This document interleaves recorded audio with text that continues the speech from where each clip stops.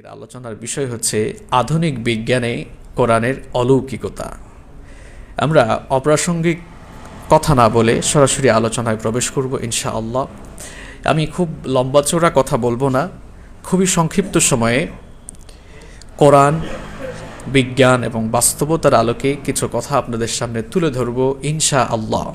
আমাদের দ্বীন ইসলাম এটি অত্যন্ত বিজ্ঞান ভিত্তিক, বাস্তবিক এবং মানবিক একটি জীবন ব্যবস্থা। মানবজাতির জন্য আল্লাহ তাআলার পক্ষ থেকে সর্বাপেক্ষা শ্রেষ্ঠ নেয়ামতের নাম হচ্ছে এই কোরআনুল কারীম। আল্লাহ তাআলা যদি এই কোরআনুল কারীম আমাদের জন্য না পাঠাতেন, কোরআনুল কারীম যদি আল্লাহ তাআলা নাজিল না করতেন, তাহলে আমরা পথ হারিয়ে বিপথে নিমজ্জিত হয়ে যেতাম। আমরা দিকভ্রান্ত হয়ে, পথভ্রষ্ট হয়ে, ধ্বংসের অতল গহ্বরে নিপতিত হয়ে যেতাম। আমরা যেন পথ হারিয়ে বিপথে নিমজ্জিত হয়ে না যাই, আমরা যেন ধ্বংসের অতল গহ্বরে ডুবে না যাই, এজন্য আল্লাহ তাআলা দয়া করে বিশ্ব মানবতার মুক্তির সংবিধান হিসাবে কোরআনুল কারীম নাজিল করেছেন। কোরআনুল কারীমের সাথে অন্যান্য ধর্মীয় গ্রন্থের পার্থক্য হচ্ছে একটি জায়গায়।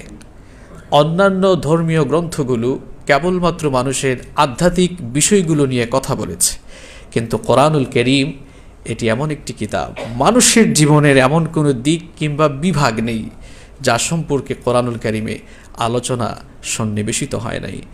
অর্থাৎ এটি হচ্ছে এমন একটি কিতাব, it's the problem solving methodology. এটি হচ্ছে মানুষের সকল সমস্যার সমাধানকারী গ্রন্থ। মানুষের জীবনের যত সমস্যা রয়েছে, সকল সমস্যার সমাধানকারী গ্রন্থ হচ্ছে এই কোরআন। মানুষের যত চাহিদা রয়েছে, একটি কাল কিংবা যুগের যত চাহিদা রয়েছে, সকল চাহিদা মেটাতে সক্ষম আল্লাহর এই কিতাব কোরআন। বর্তমানে আমরা তথ্য প্রযুক্তি এবং বিজ্ঞানের উৎকর্ষতার যুগে বসবাস করছি। কোরআনুল কারীম এই যুগে নাজিল হওয়া কোনো কিতাব নয়, এটি আজ থেকে ১৫০০ বছর আগে নাজিল হওয়া কিতাব।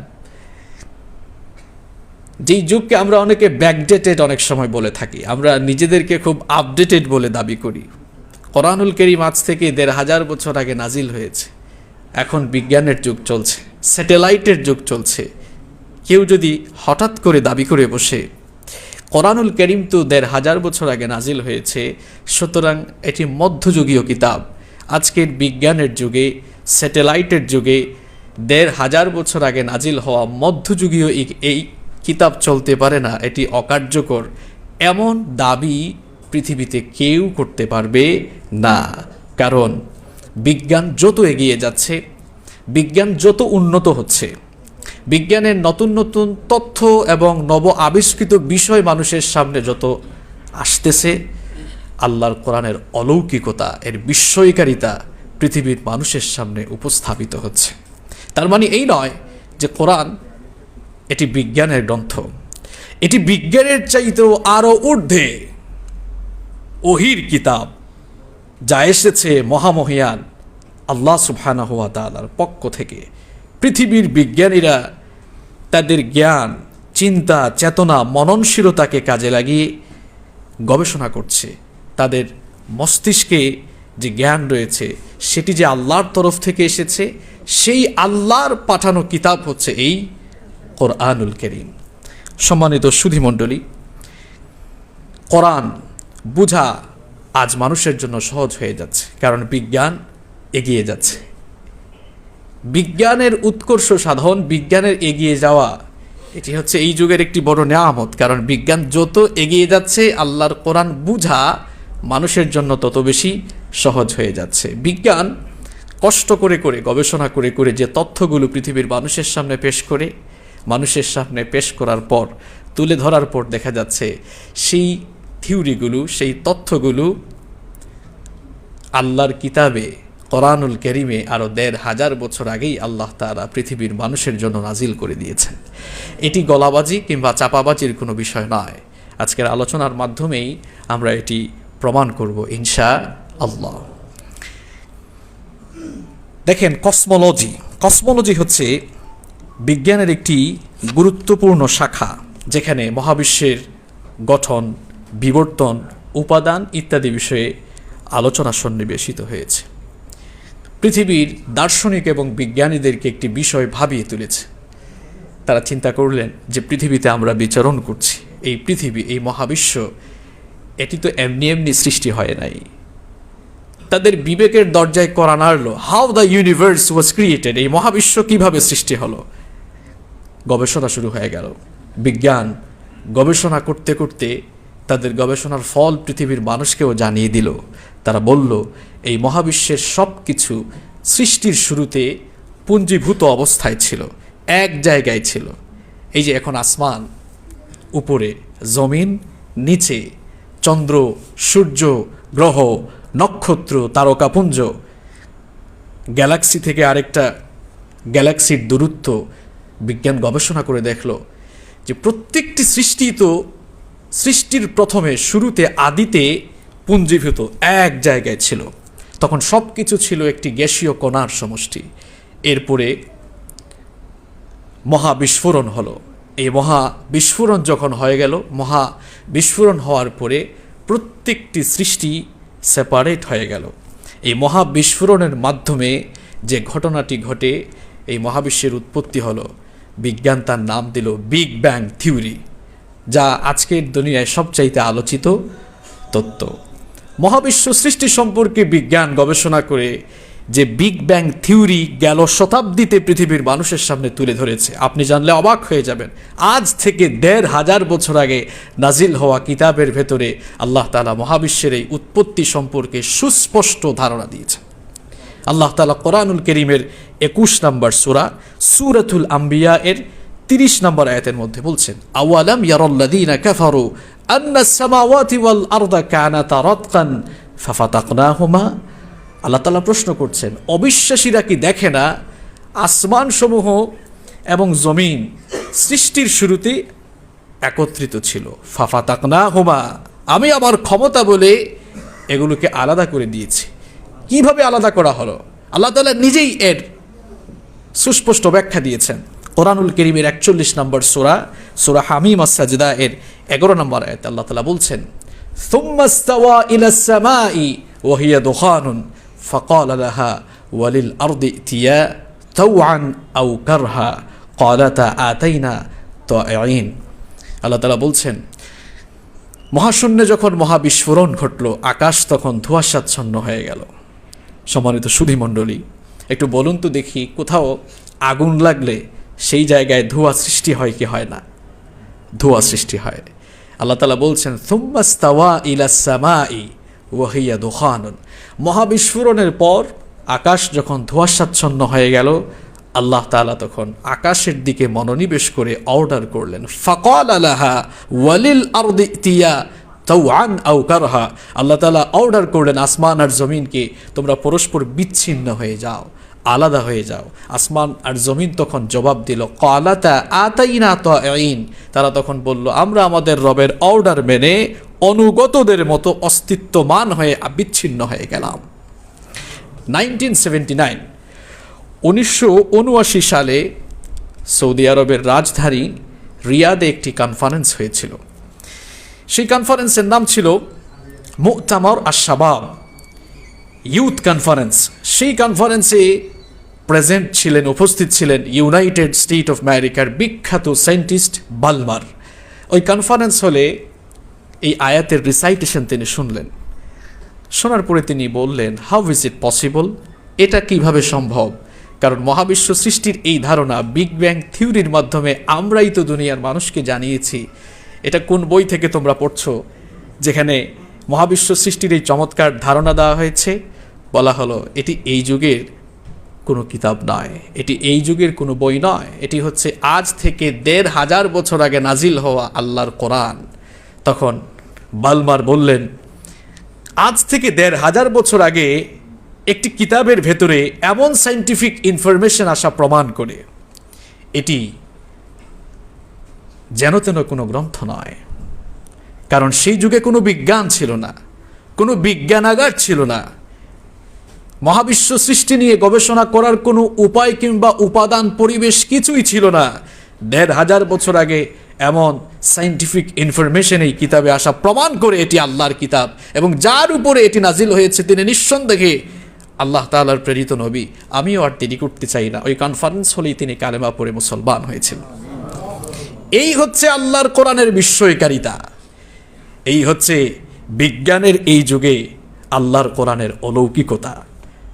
বিজ্ঞান যত এগিয়ে যাবে, যত উন্নত হবে, যত সমৃদ্ধ হবে পৃথিবীর বিজ্ঞান, বিজ্ঞানীরা, বিজ্ঞানের শিক্ষক, বিজ্ঞানের ছাত্ররা ভিক্ষুকের মতো মাথা নত করে কোরআনের সামনে এতিমের মতো চিরকাল দাঁড়িয়ে থাকতে বাধ্য হবে।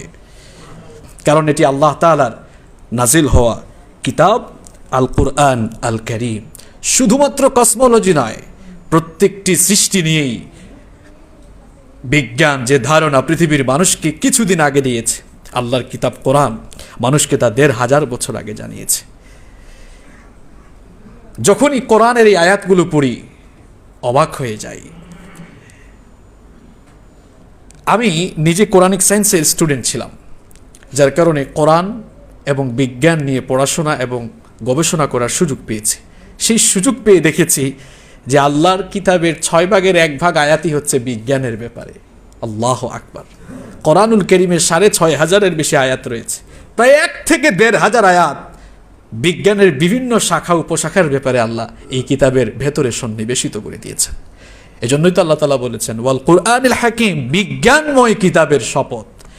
আমি আলোচনার শুরুতে যে আয়াত তেলাওয়াত করলাম সূরা লোকমানের, তিলকা আয়াতুল কিতাবিল হাকিম, এগুলো হচ্ছে বিজ্ঞানময় কিতাবের আয়াতসমূহ। সুবহানাল্লাহি ওয়া বিহামদি। যে পৃথিবী যেখানে আমরা বসবাস করছি, এই পৃথিবীর শেপটা কেমন, পৃথিবীর আকৃতিটা কেমন, পৃথিবীর আকৃতি জানাতে বিজ্ঞানের যুগের পর যুগ সময় লেগেছে, শতাব্দীর পর শতাব্দীর সময় লেগেছে, এবং তারা বিভিন্ন ভুল ইনফরমেশন দিয়ে মানুষের সামনে তারা লজ্জিত হয়েছে। সেটা কিভাবে? প্রাচীনকালের বিজ্ঞানীরা মানুষকে ধারণা দিয়েছিল যে পৃথিবী চ্যাপ্টা কিংবা সমতল। এই ধ্যান ধারণা বেশি দিন টিকে নাই। বিজ্ঞান উন্নত হতে লাগলো। বিজ্ঞান উন্নত হলো 1597 সালে স্যার ফ্রান্সিস ড্রেক, তিনি জলপথে চারপাশ ঘুরলেন, পৃথিবীর চারপাশ ঘুরে তিনি এক নতুন তথ্য পৃথিবীর সামনে পেশ করলেন। তিনি বললেন, এতকাল বিজ্ঞান আমাদেরকে বলেছে বা আগের বিজ্ঞানীরা আমাদেরকে বলেছে পৃথিবী চ্যাপ্টা বা সমতল, কিন্তু আমি জলপথে পৃথিবীর চারপাশ ঘুরে দেখেছি এটা আসলে সমতল বা চ্যাপ্টা নয়, বরং এটি হচ্ছে গোলাকার। বিজ্ঞান আরও এগিয়ে গেল, আরও সমৃদ্ধ হলো। সমৃদ্ধ হতে হতে স্যাটেলাইটের যুগে বিজ্ঞান প্রবেশ করলো। স্যাটেলাইটের যুগ যখন চলে আসলো, তখন বিজ্ঞান তার গবেষণায় যে ফল আসলো সেটা মানুষকে জানালো পৃথিবী আসলে গোলাকারও নয়। তাহলে পৃথিবী কি? পৃথিবী হচ্ছে ডিম্বাকৃতির।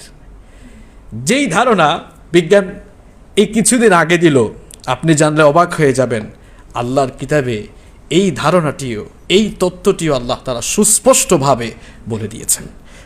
আল্লাহ তাআলা কোরআনুল কারীমের ৭৯ নম্বর সূরা, সূরাতুন নাজিআত এর ৩০ নম্বর আয়াতে বলছেন, আল্লাহ তাআলা বলছেন ওয়াল আরদা বা'দা যালিকা দাহাহা, অর্থাৎ আর জমিনকে আমি উট পাখির ডিমের মতো বিস্তীর্ণ করেছি। আল্লাহ তাআলা এখানে পৃথিবীটাকে কেমনভাবে বিস্তীর্ণ করা হয়েছে তা বলতে গিয়ে দাহা শব্দ চুজ করেছেন। অ্যারাবিক ডিকশনারি খুলে দেখবেন, দাহা বলা হয় উট পাখির ডিমকে। আল্লাহ তাআলা বলছেন ওয়াল আরদা বা'দা যালিকা দাহাহা, এই জমিনকে আমি উট পাখির ডিমের মতো ডিম্বাকৃতির করে বানিয়েছি। আল্লাহু আকবার! বিজ্ঞান এই যুগে এসে কিছুদিন আগে পৃথিবীর আকৃতির ব্যাপারে যে ধারণা পৃথিবীর মানুষকে সামনে পেশ করেছে আল্লাহর কিতাব কোরআনে, আল্লাহ তাআলা আরও ১৫০০ বছর আগেই সেটা বলে দিয়েছেন, যখন পৃথিবীতে কোনো বিজ্ঞান ছিল না, কোনো বিজ্ঞানাগার ছিল না। সম্মানিত সুধীমণ্ডলী, এর আগের পয়েন্টে আমি বলেছিলাম মহাবিশ্ব সৃষ্টি সম্পর্কে। আপনি জানলে অবাক হয়ে যাবেন, মহাবিশ্ব সৃষ্টির পর এটা প্রতিনিয়ত ক্রমাগত এর সম্প্রসারণ হচ্ছে। বিজ্ঞান যার নাম দিয়েছে ফোর্স অফ এক্সপানশন, সম্প্রসারণ গতি। এই সম্প্রসারণ গতির ফলে মহাবিশ্ব দিন দিন বড় হচ্ছে, এর সম্প্রসারণ হচ্ছে। সম্প্রসারণ যদি না হতো তাহলে এত মানুষের সংকুলান হতো কেমনে? দিন দিন মানুষের সংখ্যা বাড়ে না কমে? বাড়ে। মানুষের সংখ্যা যেমন বাড়ে, প্রতিনিয়ত এই মহাবিশ্বের সম্প্রসারণ ঘটছে। এটি আজকে সায়েন্টিফিকভাবে প্রমাণিত। 1925 সালে মার্কিন জ্যোতির্বিজ্ঞানী এডউইন হাবল তিনি বললেন যে মহাশূন্যে অবস্থিত নক্ষত্রপুঞ্জ এবং গ্যালাক্সিগুলো ক্রমাগতভাবেই দূরে সরে যাচ্ছে, একটি থেকে আরেকটি দূরে সরে যাচ্ছে, যার ফলে এই মহাবিশ্ব ক্রমাগতই সম্প্রসারণ হচ্ছে। এবং এই মহাবিশ্বে যে কি পরিমাণ গ্যালাক্সি রয়েছে এটা বিজ্ঞানও সুস্পষ্ট ধারণা দিতে পারেনি। সর্বশেষ প্রাপ্ত তথ্য অনুযায়ী এই মহাবিশ্বে 50,000 কোটি গ্যালাক্সি রয়েছে এবং প্রতিনিয়ত এর সংখ্যা বাড়ছে। বিজ্ঞান গবেষণা করে বলল এই মহাবিশ্ব ক্রমাগত সম্প্রসারণ হচ্ছে। আপনি জানলে অবাক হয়ে যাবেন, আল্লাহ তাআলা 1,500 বছর আগে নাজিল হওয়া এই কিতাবের ভেতরে ফোর্স অফ এক্সপানশন, বিজ্ঞানের এই তথ্য কোরআনে জানিয়ে দিয়েছেন। কোরআনুল কারীমের 51 নম্বর সূরা সূরাতুয যারিয়াত এর 47 নম্বর আয়াতে আল্লাহ তাআলা বলছেন, ওয়াস-সামাআ বানাইনাহা বিআইদি ওয়া ইন্না লামুসিউন। আল্লাহ তাআলা বলছেন, আমি আমার নিজের ক্ষমতা বলে আসমান সৃষ্টি করেছি এবং আমি এটাকে ওয়া ইন্না লামুসিউন, আমি এটাকে সম্প্রসারণ করে চলছি, আমি এটাকে সম্প্রসারিত করছি। বিজ্ঞান যা জানিয়েছে কিছুদিন আগে, আল্লাহর কিতাব কোরআন তা আমাদেরকে বলে দিয়েছে আরো 1,500 বছর আগে। কিয়ামত একদিন হয়ে যাবে, এই মহাবিশ্ব যে সম্প্রসারণ হচ্ছে এটা আবার সংকুচিতও হয়ে যাবে, আবার পূর্বের অবস্থায় ফিরে যাবে। একদিন সব ধ্বংস হয়ে যাবে। কুল্লু মান আলাইহা ফান, সব ফান হয়ে যাবে, সব ধ্বংস হয়ে যাবে। ওয়ায়াবকা ওয়াজহু রাব্বিকা যুল জালালি ওয়াল ইকরাম, কেবলমাত্র মহামহিয়ান রবের সত্তাই বাকি থাকবে, অবশিষ্ট থাকবে, সব ধ্বংস হয়ে যাবে। এতকাল হুজুররা এটা ওয়াজ করে করে বলেছে, কিন্তু আজকের বিজ্ঞানও কোরআনের এই তথ্যের সাথে একাত্মতা পোষণ করেছে। বিজ্ঞানীরা গবেষণা করে দেখলেন এই যে ক্রমাগত যে পৃথিবীর সম্প্রসারণ হচ্ছে, মহাবিশ্বের সম্প্রসারণ হচ্ছে, এটা এক সময় থেমে যাবে। থেমে যাওয়ার ফলে এটা আবার সংকুচিত হতে হতে পূর্বের অবস্থায় ফিরে যাবে। বিজ্ঞান যার নাম দিয়েছে বিগ ক্রাঞ্চ, মহাদলন, যেটাকে আমরা বলি মহাপ্রলয় বা কিয়ামত, বিজ্ঞান এটাকে অন্যভাবে নামকরণ করেছে। তো কিয়ামত হবে, সব একদিন ধ্বংস হয়ে যাবে, এটা আজকের বিজ্ঞান স্বীকার করছে। আর আল্লাহ তো 1,500 বছর আগে নাজিল হওয়া কিতাবে 21 নম্বর সূরা আম্বিয়া এর 104 নম্বর আয়াতে বলছেন, ইয়াউমা নাতুইস সামাআ কাতাইয়িস সিজিল্লি লিল কুতুব কামা বাদানা আউওয়ালা খালকিন নুঈদুহু ওয়াদান আলাইনা ইন্না কুন্না ফাইলিন। আল্লাহ তাআলা বলছেন, সেদিন আমি আসমানকে কিতাবের পৃষ্ঠার ন্যায়, বইয়ের পৃষ্ঠার মতো গুটিয়ে ফেলবো। সৃষ্টির শুরুতে যেমন ছিল আমি পুনরায় তার আবার পুনরাবৃত্তি ঘটাবো। আজকে কিয়ামত যে হবে, পৃথিবী যে ধ্বংস হবে, এটা বিজ্ঞানও প্রমাণ দিচ্ছে। এরপরেও পৃথিবীতে কিছু সংশয়বাদী মানুষেরা এখনও আছে যারা কিয়ামতের সত্যতা স্বীকার করতে চায় না।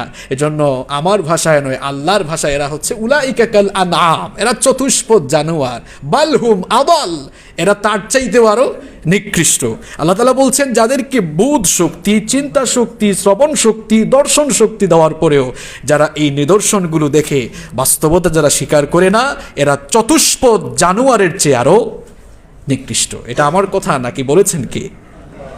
সম্মানিত সুধীমণ্ডলী, এভাবেই বিজ্ঞানের নতুন নতুন ধ্যান ধারণা কোরআনের কাছে পরিত্যক্ত ধারণা হিসেবে প্রমাণিত হচ্ছে। মনে রাখবেন, কোরআন আগে, বিজ্ঞান পড়ে। কোরআন আগে, বিজ্ঞান পড়ে। বিজ্ঞানের সমস্ত ধ্যান ধারণা, থিওরি কোরআনের কাছে অত্যন্ত পরিত্যক্ত হিসাবে প্রমাণিত হয়েছে। এই যে আমাদের মাথার উপরে আসমান রয়েছে, এই মহাশূন্যের প্রত্যেকটি সৃষ্টি নিয়ে বিজ্ঞান গবেষণা করে করে যে তথ্যগুলো পৃথিবীর মানুষের সামনে তুলে ধরেছে, এর মাধ্যমে আল্লাহর কোরআনের বিস্ময়কারিতা দিন দিন মানুষের সামনে প্রকাশিত হয়েছে। সম্মানিত সুধীমণ্ডলী, এই যে আমাদের মাথার উপরে আসমান রয়েছে, আল্লাহ তাআলা এটিকে কিভাবে স্থাপন করলেন? সূরা রাদ, এটি কোরআনের 13 নম্বর সূরা, এর 2 নম্বর আয়াতে আল্লাহ তাআলা বলছেন, আল্লাহুল্লাযী রাফা'আস সামাওয়াতি বিগাইরি আমাদিন তারাউনাহা সুম্মা ইস্তাওয়া আলাল আরশ। আল্লাহ তাআলা বলছেন, আল্লাহ তাআলা হচ্ছেন তিনি, আল্লাহ তার নিজের পরিচয় দিচ্ছেন। আল্লাযী রাফা আস-সামাওয়াতি বিগাইরি আমাদিন তারাউনাহা, যিনি দৃশ্যমান কোনো স্তম্ভ, দৃশ্যমান কোনো পিলার ছাড়া শূন্যের উপরে এই আসমানকে ঝুলিয়ে রেখেছেন। আমরা যে হোটেলে এখন প্রোগ্রামটি করছি, এখানে এই হোটেলটি স্থাপন করতে কত পিলারের দরকার হয়েছে এটা গণনা করতে অনেক সময় লাগবে, কিন্তু আল্লাহ তাআলা বিশাল এই পৃথিবী স্থাপন করেছেন। কোনো দৃশ্যমান খুঁটি কি আপনারা দেখেছেন? দেখেন নাই। শূন্যের উপরে আল্লাহ তাআলা এই আসমানকে ঝুলিয়ে রেখেছেন। তার মানে কি এই যে কোনো পিলার ছাড়াই আসমান ঝুলে আছে? কি মনে হয় আপনাদের? নো, অবশ্যই আছে, অবশ্যই আছে। যদি পিলার না থাকতো আল্লাহ আয়াত নাজিল করতেন এইভাবে যে তিনি পিলার ছাড়া আসমান স্থাপন করেছেন। পিলার আছে, আল্লাহ তাআলা বলছেন দৃশ্যমান স্তম্ভ ছাড়া এটিকে স্থাপন করা হয়েছে। তার মানে অদৃশ্য খুঁটি আছে। আপনাকে কোরআন নাজিল হওয়ার ভাষা বুঝতে হবে। যদি কোনো খুঁটি না থাকতো আল্লাহ বলতেন খুঁটি ছাড়া আসমান নাজিল হয়েছে। আয়াত এভাবে নাজিল হয় নাই। আল্লাহ বলছেন বিগাইরি আমাদিন তারাউনাহা, আল্লাহ বলছেন দৃশ্যমান কোনো স্তম্ভ যা তোমরা দেখো না, অদৃশ্য এরকম অনেক খুঁটি দিয়ে আসমান স্থাপন করা হয়েছে।